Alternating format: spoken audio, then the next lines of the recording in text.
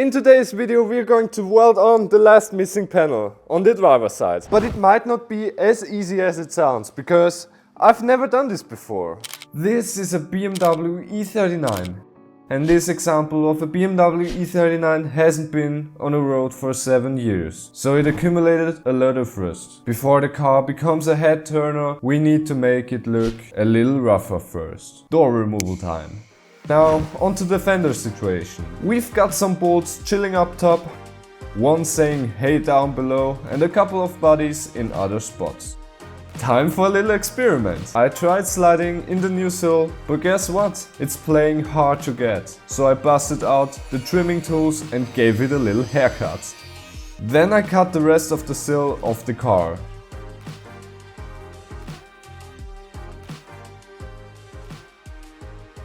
But it still won't fit properly. So I had to hammer in the newly welded pocket. It looked so good, and now it looks so sad.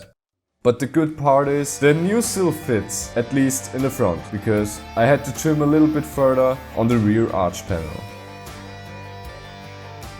And voila, it's fitting like a charm. Next up, paint's gotta go where the welding's gonna happen.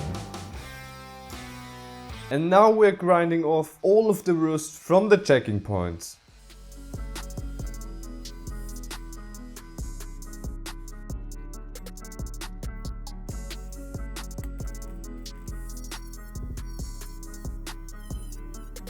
Now let me tell you about my battle with foam. I was worried that this foam could catch fire, so I removed it.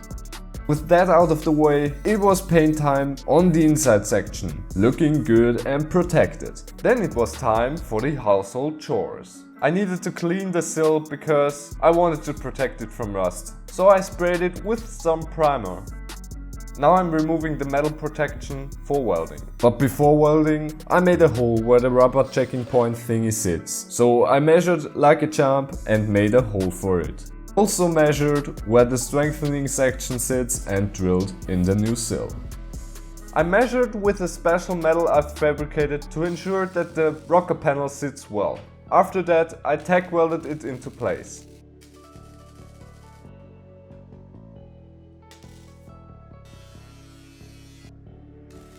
Whoops, my measuring skills went a bit wonky. Those holes for the rubber thingy needed to be 3 times bigger. Whoopsie. But hey, mistakes happen, right? After my hole enlarging adventure, I fired up the welder and brought that sill and checking point together. Time to work some magic and get that sill fitting like a glove. Gotta do a few spot welds on the bottom. But let me tell you, I really hate spot welds. A couple of welding drops played a trick on me and decided my hand was the perfect landing spot. Ouch. But hey, tough times don't last, tough folks do. I pushed through and got the job done. Guess who's back? The rubber thingy. This time it's up front, so you know the drill. I had to give that hole a little makeover and spot welded around the rubber checking point.